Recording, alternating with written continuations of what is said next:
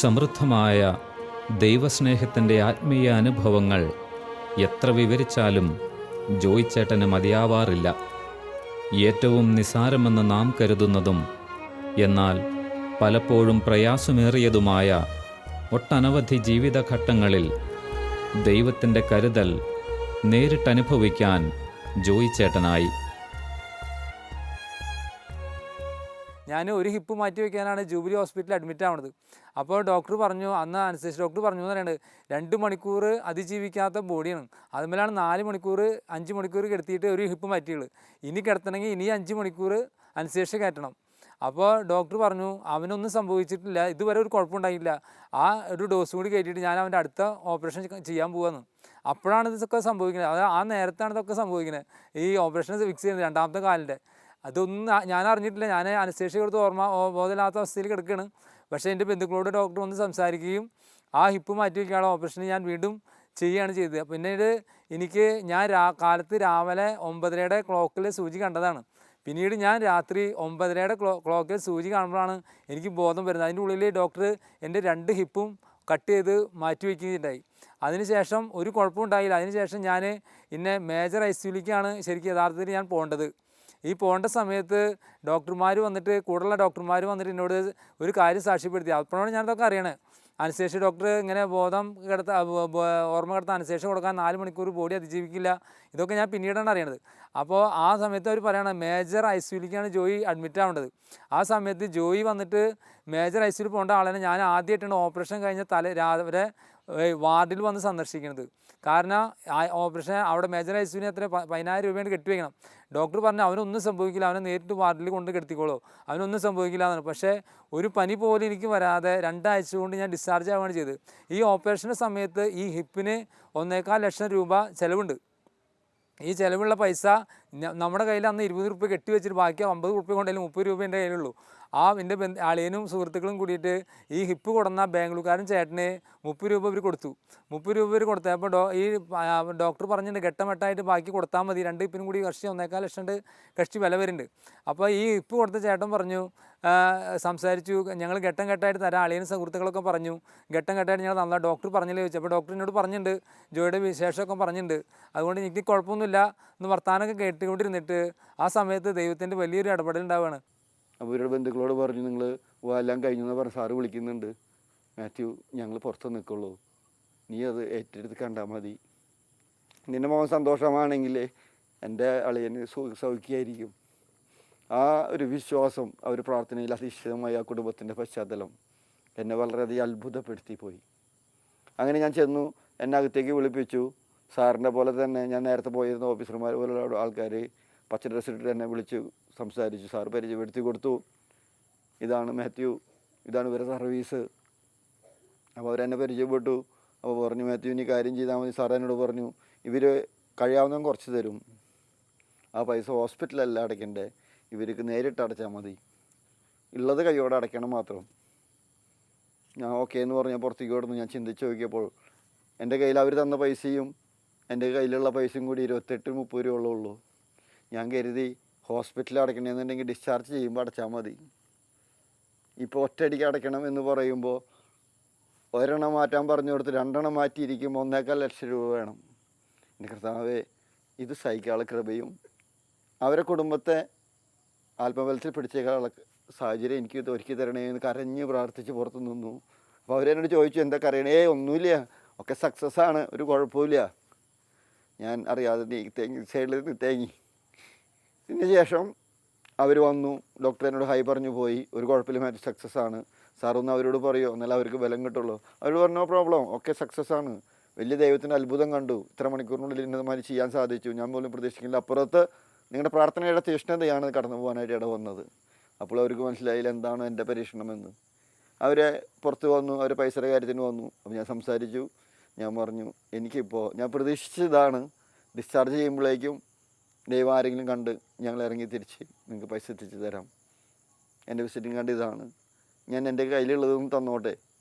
അപ്പോൾ അവർ പറഞ്ഞു, തീർച്ചയായിട്ടും എന്താണ് മാത്യു, അത് തന്നാൽ മതി, ബാക്കിയുള്ളത് മാത്യു പറയുന്ന അവധിക്ക് നമുക്ക് ലഭിച്ചാൽ മതി. ഞങ്ങൾക്കറിയാം ഹോസ്പിറ്റൽ ഡിസ്ചാർജ് ചെയ്യുമ്പോഴാണ് ഫുൾ അടയ്ക്കേണ്ടതെന്ന്. പക്ഷെ പെട്ടെന്ന് ഉദ്ദേശങ്ങളപ്പുറത്ത് 2 മെറ്റീരിയൽസ് എടുത്ത് ഉപയോഗിക്കേണ്ടി വന്നതുകൊണ്ട് ഇത്രയും വലിയൊരു എമൗണ്ട് ഞങ്ങൾ നിങ്ങളോട് കോപ്പറേറ്റ് ചെയ്യാം. കാരണം നിങ്ങൾ ചെയ്യുന്ന സർവീസ് സാറ് പറഞ്ഞപ്പോൾ ഞങ്ങൾക്ക് മനസ്സിലായിരുന്നില്ല. ഈ സമർപ്പണ മനോഭാവം ഏറ്റെടുക്കുന്ന ദൈവം നൽകുന്ന പ്രേരണ കാണുവാൻ നേരിട്ട് വന്നതാണ് ഞങ്ങൾ.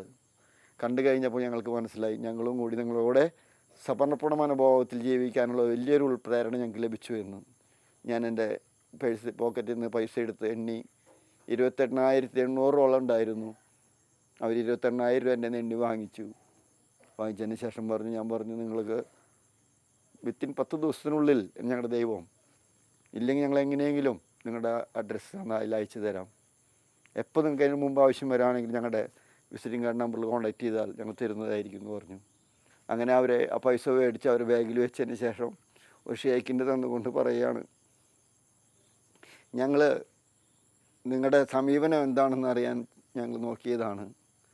നിങ്ങൾ ഈ നടക്കുന്ന ശുശ്രൂഷകൾക്ക് ആ കുടുംബത്തിൻ്റെ ഈ പശ്ചാത്തലത്തിന് ഞങ്ങളോട് കർത്താവ് ദൈവം പറയുന്നു, ഇത് നിങ്ങൾക്ക് ഞങ്ങൾ പൂർണ്ണമായും സൗജന്യമായി തരുന്നു. അതിനാൽ ഈ പൈസയും കൂടി നിങ്ങൾ സ്വീകരിക്കണം.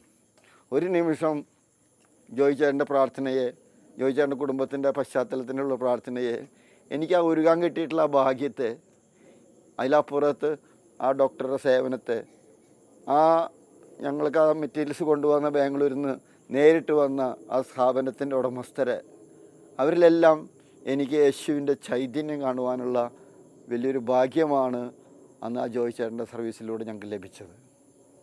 ഞാൻ വളരെ സന്തോഷത്തോടുകൂടി അവരുടെ അടുത്ത് ചെന്ന് പറഞ്ഞു, ദൈവത്തിന് ഞാൻ കണ്ടു, ദൈവസ്നേഹം ഞാൻ കണ്ടു, നിങ്ങളുടെ പ്രാർത്ഥനകൾക്ക് ഫലമുണ്ട്, നിങ്ങളുടെ ഒരുകലിന് അനുഗ്രഹമുണ്ട്. ജോയിച്ചേട്ടൻ എഴുന്നേറ്റ് നടക്കും, ജോയിച്ചേട്ടന് ഒരു കുഴപ്പമുണ്ടാവില്ല. അപ്പോൾ എന്താ കാര്യം ചോദിച്ചപ്പോൾ പൈസ ഞങ്ങൾ 2 ദിവസത്തിൽ തരാൻ പറ്റിയെന്ന് പറഞ്ഞപ്പോൾ ഞാൻ പറഞ്ഞു, ഇതാ പൈസ. അവർ 1.25 ലക്ഷം രൂപയും ദരിദ്രനെ സമ്പന്നനാക്കാൻ കർത്താവിനൊരു നിമിഷം മതി എന്ന് പറയുമ്പോൾ സമൂഹം പണമാണ് അത് സമ്പത്ത് എന്നതിലപ്പുറത്ത് ആ സാഹചര്യത്തെ അനുഗ്രഹമാക്കി മാറ്റിക്കൊണ്ട് ദൈവം നമ്മുടെ സമീപസ്ഥനുണ്ട്. അങ്ങനെയെങ്കിൽ ജോയിച്ചേട്ടൻ്റെ ഈ സർജറി ലോകത്തിൻ്റെ മുമ്പിൽ യേശു കർത്താവാണെന്ന് അധരങ്ങൾ കൊണ്ട് ഏറ്റുപറയുന്ന അനുഭവത്തിലേക്ക് ഇത് വളരും. അവിടുന്ന് ഓപ്പറേഷൻ്റെ ബില്ലടയ്ക്കേണ്ട സമയം വന്നു. ആ സമയം വന്നപ്പോൾ എൻ്റെ ഇടവകയിൽ നിന്ന് എൻ്റെ സിറിയക്കച്ചൻ പൈസ പിരിച്ചിട്ട് അന്ന് ബില്ലടയ്ക്കാനുള്ള കറക്റ്റ് പൈസ ആയിട്ടാണ് വന്നത്. അന്ന് എൻ്റെ ഓർമ്മ 60,700 സംതിങ്ങാണ് വന്നിരുന്നത്. അന്ന് ബില്ല് വന്നതും കറക്റ്റ് പൈസയായിരുന്നു. ആ പൈസ കറക്റ്റായിട്ട് സിറിയക്കച്ചൻ വന്നിട്ട് ആ പൈസ അടച്ച് പോവുകയും ചെയ്തത്. അങ്ങനെ ഒരു പൈസ പോലും ഇല്ലാതെയാണ് എൻ്റെ ഓപ്പറേഷൻ ദൈവം നടത്തി തന്നത്. അവിടെയും ദൈവം ശക്തമായിട്ട് ഇടപെട്ടു. 2016 ഫെബ്രുവരിനകത്ത് ഞാൻ മിസ്റ്റർ ജോയിനെ പരിശോധിക്കേണ്ടത് വന്നു. മിസ്റ്റർ മാത്യു ആണ് മനുഷ്യസ്നേഹി, പുള്ളിയാണ് ജോയിനെ എൻ്റെ അടുത്ത് കൊണ്ടുവന്ന് കാണിച്ചത്. ആ അവസ്ഥനകത്ത് പുള്ളിക്ക് നടക്കാൻ പറ്റാത്തത് 2 ഹിപ്പ് ജോയിൻറ്റ് എൻകൈലോസ്ഡ് ആയിരുന്നു. എൻകൈലോസിങ് സ്പോണ്ടിലൈറ്റിസ് ആണ് പുള്ളിൻ്റെ അസുഖം. നട്ടിലെ എല്ല് എല്ലാം ഒരുമിച്ച് യോജിച്ച് നിന്നിട്ട് അനക്കമില്ലാത്തൊരവസ്ഥയിനകത്തേക്ക് ഉണ്ടായിരുന്നു. 2 hip joint almost fused, no movements. ഒരു പാത്തറ്റിക് കണ്ടീഷൻ ആയിരുന്നു. ഒരു യങ് അഡൾട്ട് 40 വയസ്സുള്ള ഒരു ആളുടെ only person who is earning for his family, ഒരു ഓട്ടോറിക്ഷ ഡ്രൈവർ, നടക്കാൻ പറ്റാത്തൊരു അവസ്ഥയിനകത്ത് ഉണ്ടായിരുന്നു. ആ അവസ്ഥയിനകത്ത് കൊണ്ടുവന്നപ്പോൾ ഒരു ഓപ്ഷൻ മാത്രം ഈ ആൾക്ക് നടന്ന് കിട്ടാനുള്ളത്. ആൻഡ് ജോയിന് ഫുൾ ഫെയ്ത്ത് ആൻഡ് കോൺഫിഡൻസ് ഉണ്ടായിരുന്നു. ഈ ആൾ എങ്ങനെയെങ്കിലും സർജറി ചെയ്ത് കഴിഞ്ഞാൽ ഞാൻ നടന്ന് കിട്ടും, എനിക്ക് എൻ്റെ കുടുംബത്തേക്ക് വേണ്ടി എന്തെങ്കിലും ചെയ്ത് കിട്ടാൻ ഒരു ഫുൾ കോൺഫിഡൻസ് ഉണ്ടായിരുന്നു. ആ കോൺഫിഡൻസ് ഞങ്ങളെ ഏൽപ്പിച്ച് കഴിഞ്ഞ ശേഷം മിഷൻ ഹോസ്പിറ്റലിൽ 20 ഫെബ്രുവരി ഒരു സർജറി പ്ലാൻ ചെയ്തിരുന്നു. സർജറി പ്ലാൻ ചെയ്യുന്ന സമയത്ത് ഏറ്റവും പ്രധാനപ്പെട്ട കാര്യങ്ങളാണ് സെൻറ്റർ ഓഫ് ദ ഹിപ്പ് കണ്ട് മനസ്സിലാക്കാൻ. ഒരു എൻകൈലോസിങ് സ്പോണ്ടിലൈറ്റിസിനകത്ത് ടെക്നിക്കൽ പ്രോബ്ലം ഉണ്ട്. 2 ഹിപ്പ് ഫ്യൂസ്ഡ് ആയിരുന്നു. അതിനകത്ത് നിന്ന് ലെസ് ഫ്യൂസ്ഡ് പെരിഫറലി അറ്റാച്ച്ഡ് ഹിപ്പിനെ നമ്മൾ സർജറി ചെയ്തിട്ട് റീപ്ലേസ് ചെയ്യാൻ മിനിമം 3 hours ആൻറ്റിസിപ്പേറ്റ് ചെയ്തിരുന്നു. ആൻഡ് ഇദ്ദേഹത്തിൻ്റെ ലങ്ങിൻ്റെ കണ്ടീഷൻ എങ്ങനെ ഉണ്ടാവും, എങ്ങനെ അനസ്തീസിയ 4 hours 3 hours സസ്റ്റെയിൻ ചെയ്യും, അറിയാത്തൊരു കണ്ടീഷനകത്ത് എല്ലാ ചെക്കപ്പ് കഴിഞ്ഞ ശേഷം ഇദ്ദേഹത്തിന് ഒരു സർജറി ചെയ്യാൻ എടുത്തപ്പോൾ അനസ്തറ്റിസ്റ്റ് പറഞ്ഞു 3 മണിക്കൂർ കഴിഞ്ഞ ശേഷം we can reassess and if his condition is permitting we can proceed for the second side of the hip. അപ്പോൾ രണ്ടാമത്തെ സൈഡും കൂടി നമ്മൾ ചെയ്യാൻ ഫസ്റ്റ് സർജറി ദൈവം സഹായിച്ച് വിത്തിൻ 2.5 hours എങ്ങനെ തീർന്നു, സെൻറ്റർ ഓഫ് ദ ഹിപ്പ് കിട്ടി, അത് എളുപ്പമായിട്ട് സർജറി തീർന്നു. അപ്പോൾ അനസ്തറ്റിസ്റ്റ് കൊണ്ട് ചോദിച്ചപ്പോൾ അവർ സമ്മതം പറഞ്ഞു, രണ്ടാമത്തെ സൈഡും കൂടി ചെയ്തു. ഈ രണ്ടാമത്തെ സൈഡ് ഹിപ്പ് ചെയ്യാൻ സമയത്ത് ഞങ്ങൾക്ക് ആ same size of the hip was been used, implant was been used. So we had to borrow from a company which came all the way. അവർക്ക് പറഞ്ഞ ഒരു കാര്യം മാത്രമാണ്, ഇതൊരു ചാരിറ്റബിൾ കോസിന് വേണ്ടി ചെയ്യുന്നതാണ്, patient is needy and they came. ഞാൻ ഈ മൊമെൻറ്റിനകത്ത് അവർക്ക് വേണ്ടി 2 പേർക്ക് വേണ്ടി മിസ്റ്റർ ബാബു ഫ്രം മെഡിസർ and mister Johnson who came and gave the Shushruth implant free of cost for this patient.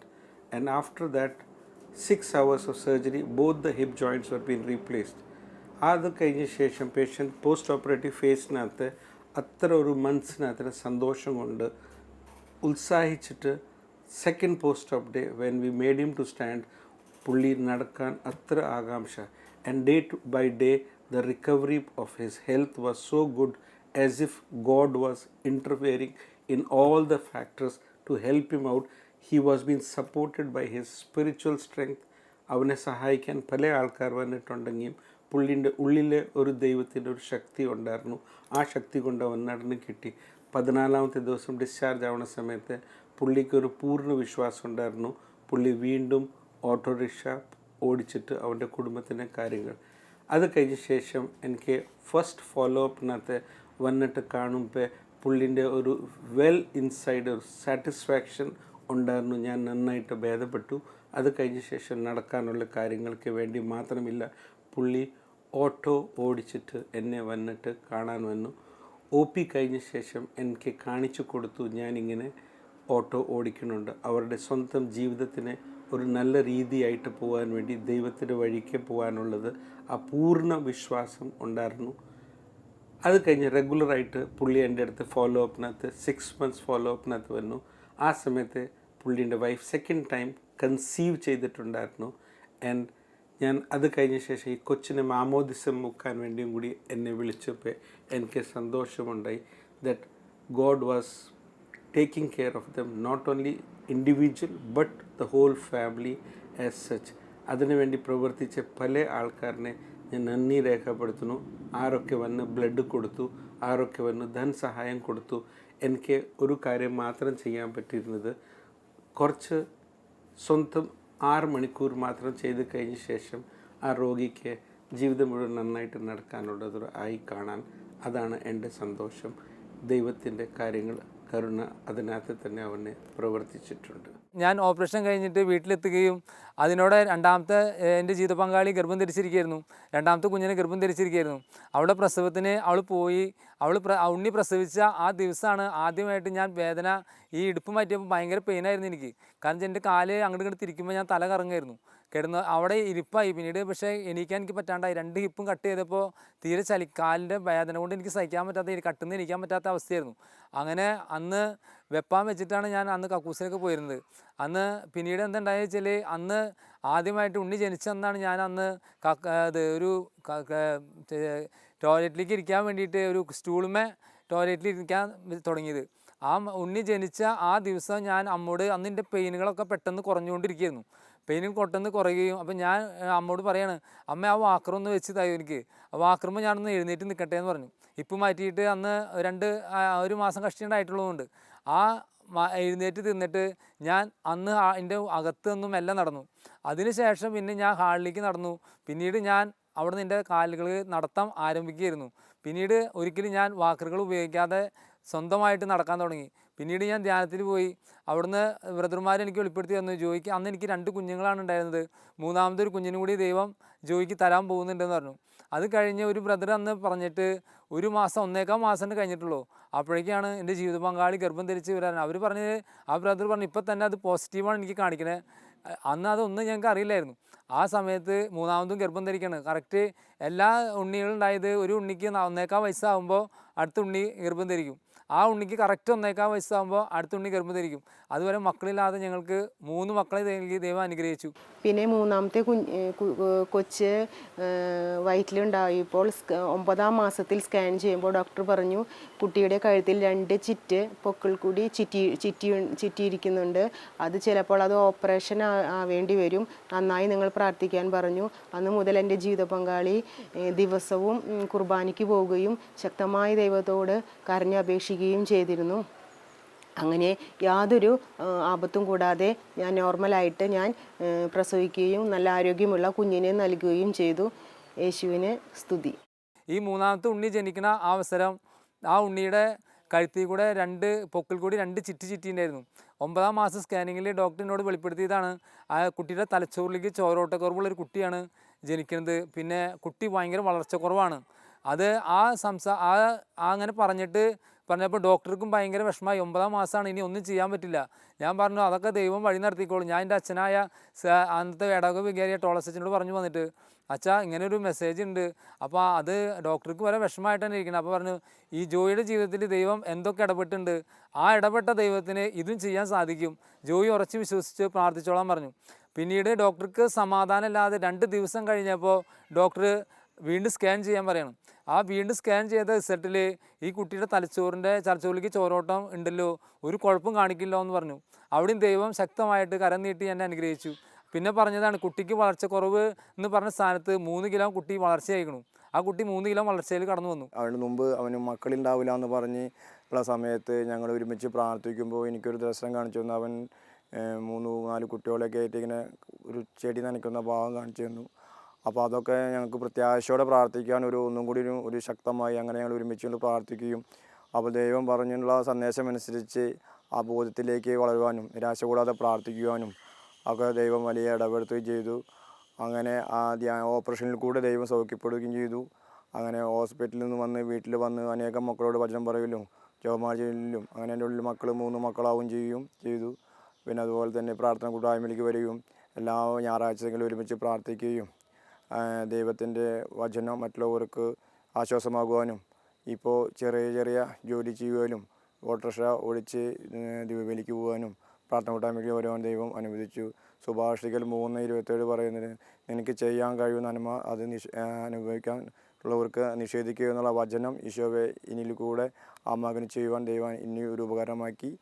അതുപോലെ തന്നെ അനേകം മക്കൾക്ക് വേണ്ടി ഇപ്പോൾ തകർന്ന് കിടക്കുന്ന ഭവനങ്ങളിലിരിക്കുന്ന ഒന്നിനും സഹായിക്കാൻ പറ്റാത്ത മക്കളിലേക്ക് ഞങ്ങൾ കടന്നു ചെന്ന് അവരെ സഹായിക്കുവാനും പ്രാർത്ഥിക്കുവാനും ഞങ്ങളെ കൊണ്ട് പറ്റുന്ന രീതിയിൽ ചെയ്യുന്ന ഒരു ഉപകരണമാക്കി ഞങ്ങൾ ഇടവകയിൽ പ്രവർത്തിക്കുന്നു.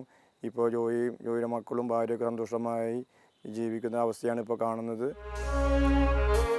അനുഗ്രഹങ്ങളുടെ കുളിർമഴകൾ ജോയി ചേട്ടൻ്റെ ജീവിതത്തിന് പുതിയ നാമ്പുകൾ മുളപ്പിച്ചു. എല്ലാം തീർന്നെന്ന് കരുതിയിടത്തു നിന്ന് ഒരു നവജീവൻ. സന്താന സമ്പന്നതയും രോഗസൗഖ്യവും ആത്മീയ അഭിഷേകവുമായി ദൈവമഹത്വത്തിൻ്റെ നേരനുഭവങ്ങൾ. നന്ദി സൂചകമായി ജീവിതം തന്നെ ദൈവത്തിന് സമർപ്പിച്ച ജോയി ചേട്ടനും കുടുംബവും ആത്മചൈതന്യത്തോടെ നമ്മൾക്കെല്ലാം ഊർജമായി ജീവിക്കുന്ന സാക്ഷ്യമായി നമ്മുടെ കൺമുൻപിൽ തന്നെയുണ്ട്. ഞാൻ നടക്കില്ല എന്ന് വിചാരിച്ച സമയത്ത് ബ്രദർമാരിലൂടെ ദൈവം വെളിപ്പെടുത്തി കൊടുക്കുകയാണ് ജോയി വണ്ടി ഓടിക്കുന്നത് കാണിക്കുന്നുണ്ടെന്ന്. അപ്പോൾ ഞാൻ പറഞ്ഞു എനിക്ക് എണീറ്റ് നടന്നാൽ മതി, വണ്ടി ഓടിക്കുന്നൊന്നും ഉണ്ടായിരുന്നില്ല. പക്ഷേ അന്ന് ആ പറഞ്ഞ പോലെ തന്നെ പിന്നീട് ഞാൻ വണ്ടി ഓടിക്കുന്ന ഒരു അവസ്ഥയിലേക്ക് കടന്നു വന്നു. ഒരു ബ്രദർ പറഞ്ഞു, ഞാൻ ഓപ്പറേഷൻ കഴിഞ്ഞ് എടുക്കുമ്പോൾ ഒരു ജോസ് ബ്രദർ വന്ന് പറഞ്ഞു ജോയി കോണിപ്പടി കയറി പോണത് കാണിക്കുന്നുണ്ട്, അതുപോലെ ഒരു സ്റ്റെപ്പിൽ ഒരു കയ്യും പിടിക്കാതെയാണ്, വഴക്കറൊന്നുമില്ല. അന്ന് ഞാൻ കിടന്ന് വേദനയിൽ കിടക്കുന്ന സമയത്താണ് ഇതൊക്കെ പറയുന്നത്. അപ്പോൾ ദൈവം ആ വെളിപ്പെടുത്തിയത് എൻ്റെ ജീവിതത്തിൽ പിന്നീട് നടക്കുകയാണ് ഉണ്ടായത്. മക്കളില്ലാത്ത എനിക്ക് ആ ദിവ്യകാരുണ്യ കൗൺസിലിനോട് വെളിപ്പെടുത്തിയ അതനുസരിച്ച് 3 മക്കൾ ജനിച്ചു. എൻ്റെ സുഹൃത്തായ റിജോ പറഞ്ഞതുപോലെ അവൻ പറഞ്ഞൊരു ദിവസം പറഞ്ഞു, ജോയി ഞാൻ കിടക്കുന്ന അവസരമാണ് അവൻ പറഞ്ഞത്, ഞാൻ അങ്ങനെ പ്രാർത്ഥിക്കുമ്പോൾ അങ്ങനെ ഒരു മെസ്സേജ് കണ്ടു, ജോയി നനയ്ക്കുന്നത്, ജോയി തോളിൽ മുണ്ടിട്ടിട്ട് പറമ്പിൽ നനയ്ക്കുകയാണ്. അപ്പോൾ ഒരു കുട്ടികളുടെ ബാക്കിൽ നിൽക്കുന്നത് കാണിക്കുന്നതാണ്. അന്ന് എനിക്ക് മക്കളും ഇല്ല, എനിക്ക് നടക്കാൻ പറ്റുന്ന ഒരു വ്യക്തി മെഡിക്കൽ സയൻസ് പോലും വിചാരിച്ചിട്ടില്ല. ആ സമയത്ത് പിന്നീട് ഞാൻ നനയ്ക്കുന്ന സമയത്ത് എൻ്റെ ജീവിത പങ്കാളി എന്നോട് പറഞ്ഞു, അന്ന് റിജോ പറഞ്ഞ പോലെ നിങ്ങൾ നനയ്ക്കുമ്പോൾ സത്യം പറഞ്ഞാൽ എനിക്കത് ഓർമ്മ വന്നു, ആ മെസ്സേജ് അന്ന് പറഞ്ഞ കേസിൽ നിന്ന്. എന്നുവെച്ചാൽ അതേപോലെ ഞാൻ പോസ് എടുത്തിട്ട് എൻ്റെ പറമ്പിന് നനയ്ക്കാറുണ്ട്. ഈ ജീവിതത്തിൽ ഞാൻ ദൈവികമായിട്ട് മക്കൾക്ക് ദൈവം വെളിപ്പെടുത്തി കൊടുത്തതൊക്കെ എൻ്റെ ജീവിതത്തിൽ പിന്നീട് ഞാൻ നിറവേറുന്നതാണ് കണ്ടത്. യേശുവേ നന്ദി. മലാക്കി പ്രവാചകനിൽ അവിടെ അരുൾ ചെയ്യുന്നുണ്ട്, എൻ്റെ നാമത്തെ ഭയപ്പെടുന്ന നിനക്ക് വേണ്ടി നീതി സൂര്യൻ ഉദിക്കും, അതിൻ്റെ ചെറുകളിൽ സൗഖ്യമുണ്ട്, തൊഴുത്തിൽ നിന്ന് വരുന്ന പശുക്കുട്ടികളെ പോലെ നിങ്ങൾ തുള്ളിച്ചാടും. പിന്നീട് എനിക്ക് സന്തോഷത്തിൻ്റെ ദിനങ്ങളാണെന്ന് വെച്ചാൽ 3 മക്കളും ഞാനൊരു ഭാര്യയും ഇന്ന് സന്തോഷത്തോടെ ജീവിച്ചുകൊണ്ടിരിക്കുന്നുണ്ട്. ഒരു പ്രശ്നങ്ങളുമില്ല. ഈ നിമിഷം വരെ ദൈവം എന്നെ ശക്തമായി പരിപാലിച്ചിട്ടുണ്ട്. അവിടുന്ന് പറയുന്നുണ്ട്, ഞാൻ എൻ്റെ ഒരു സ്ഥിരം പ്രാർത്ഥനയായിരുന്നത്, അത്തിവൃക്ഷം പൂക്കുന്നില്ലെങ്കിലും മുന്തിരിയിൽ ഫലങ്ങളില്ലെങ്കിലും ഒലിവിൽ കായകളില്ലെങ്കിലും വയലുകളിൽ ധ്യാനം വിളയുന്നില്ലെങ്കിലും ആട്ടിൻകൂട്ടം മാലയിൽ അറ്റുപോയാലും കന്നുകാലിക തൊഴുത്തിലില്ലാതായാലും ഞാൻ എൻ്റെ കർത്താവിൽ ആനന്ദിക്കും, എൻ്റെ രക്ഷകനായ ദൈവത്തിൽ ഞാൻ സന്തോഷിക്കും. കലമാൻ്റെ പാദങ്ങൾക്കെന്ന പോലെ അവിടുന്ന് എൻ്റെ പാദങ്ങൾക്ക് ശക്തി നൽകും. അവിടുന്ന് ദൈവം എൻ്റെ കാലുകൾക്ക് ആ വചനം വെച്ച് പ്രാർത്ഥിച്ചതുപോലെ തന്നെ എൻ്റെ കാലുകൾക്ക് ഇന്ന് നടക്കുവാനും വണ്ടി ഓടിക്കുവാനും എൻ്റെ മക്കളെ നോക്കുവാനും ജീവിത പങ്കാളിയെ സഹായിക്കുവാനുള്ള വലിയൊരു ശക്തി തന്ന് ദൈവം എന്നെ അനുഗ്രഹിച്ചു. 2ാമത് കുഞ്ഞുണ്ടായി. 3ാമത് കുഞ്ഞുണ്ടായപ്പോഴേക്കും ജനങ്ങൾ പറഞ്ഞു ജീവിത പങ്കാളിയുടെ പ്രസവം നിർത്തണമെന്ന്. കാരണം ജോയി കിടന്ന കിടപ്പാണ്, ഇനി എന്ത് വെച്ചിട്ടാണ് ഇങ്ങനെ ചെയ്യുന്നത്, ജോയിക്ക് മക്കളെ നോക്കാനോ ഒന്നും എടുക്കാനുള്ള പ്രാഗമില്ല. പക്ഷേ അപ്പോഴും എൻ്റെ സുഹൃത്തുക്കൾ എന്നോട് പറഞ്ഞു, ദൈവം വലിയവനാണ്. ഞാൻ പിറന്ന ബ്രദർമാരും പറഞ്ഞു, ദൈവം വലിയവനാണ്. ജോയിനെ ഈ കിടന്ന കിടപ്പിൽ ഇങ്ങനെ മക്കളെ നൽകിയിട്ടുണ്ടെങ്കിൽ അത് നോക്കാനുള്ള ശക്തി ജോയിക്ക് തരും. പിന്നീട് കണ്ടത് ഞാൻ എഴുന്നേൽക്കുന്നു, ഞാനിന്ന് ആ മക്കളെ എടുത്ത് നടക്കുകയും ആ മക്കളെ 3ാമത്തെ ഉണ്ണിനെ പ്രസവത്തിന് ഞാൻ ജീവിത പങ്കാളിയെ വണ്ടി ഓടിച്ച് ഞാൻ തന്നെ കൊണ്ടുപോയത്, ഒരാൾ വിളിക്കാതെ. അതുവരെ എൻ്റെ സുഹൃത്തുക്കളാണ് എന്നെ സഹായിച്ചുകൊണ്ടിരുന്നത്. 3ാമത്തെ ഉണ്ണി ജനിച്ചപ്പോൾ അതും ദൈവത്തിൻ്റെ അനുഗ്രഹമാണെന്ന് ഞാൻ പൂർണ്ണമായി വിശ്വസിക്കുന്നു. മക്കൾ ദൈവത്തിൻ്റെ ദാനമാണ്, ഉദരഫലം അവിടുത്തെ സമ്മാനവും. യൗവനത്തിൽ ജനിക്കുന്ന മക്കൾ യുദ്ധവീരൻ്റെ കയ്യിൽ അസ്ത്രം പോലെയാണ്, അവ കൊണ്ട് ആവനാഴി നിറയ്ക്കുന്നവൻ ഭാഗ്യവാൻ. ദൈവം അതുപോലെ എനിക്ക് മക്കളെ നൽകി എന്നെ സന്തോഷിപ്പിച്ചു. ദൈവത്തെ അനുസരിക്കുന്നവർക്ക്, അവിടുത്തെ പദ്ധതി അനുസരിച്ച് വിളിക്കപ്പെട്ടവർക്ക് എല്ലാം നന്മയ്ക്കായി അവിടുന്ന് മാറ്റും. അവിടുന്ന് പറഞ്ഞു, കർത്താവിൽ ആശ്രയിക്കുന്നവൻ വീണ്ടും ശക്തി പ്രാപിക്കും, അവൻ കഴുകനെ പോലെ ചെറുകടിച്ചുയരും, അവൻ ഓടിയാൽ ക്ഷീണിക്കില്ല, നടന്നാൽ തളരുകയുമില്ല. അതുപോലെ ദൈവം എന്നെ ജീവിതത്തിൽ ആശ്രയിക്കുന്നതും തോറും ദൈവം എന്നെ അനുഗ്രഹിച്ചിട്ട് അവിടുന്ന് വഴി നടത്തി 3 മക്കളെ നൽകി അനുഗ്രഹിച്ചു. എൻ്റെ കാലുകളെ അഴച്ചു, നടക്കാനുള്ള കൃപ നൽകി. ഇന്ന് ജോലി ചെയ്ത് ഞാൻ ജീവിക്കുന്നു. ഇന്ന് ഈ ഇടവകയിലെ വിശ്വാസികൾ ജോയിച്ചേട്ടനെയും അദ്ദേഹത്തിൻ്റെ 3 കുഞ്ഞുങ്ങളെയും കാണുമ്പോൾ ദൈവം സമൃദ്ധമായി അനുഗ്രഹിച്ച ഒരു കുടുംബത്തെ നേരിൽ കാണുകയാണ്.